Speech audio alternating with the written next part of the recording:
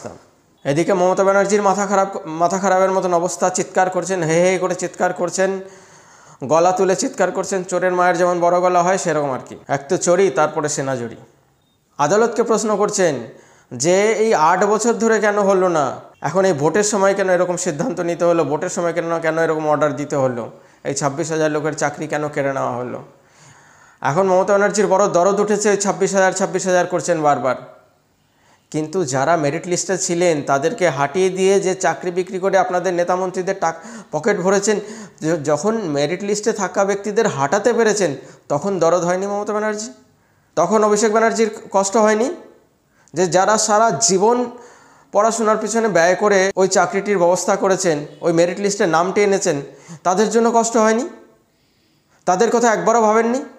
তারা তো রাজনীতি করে না, তাদের কাছে প্রচুর পয়সা নেই। যারা এই চাকরির জন্য চেষ্টা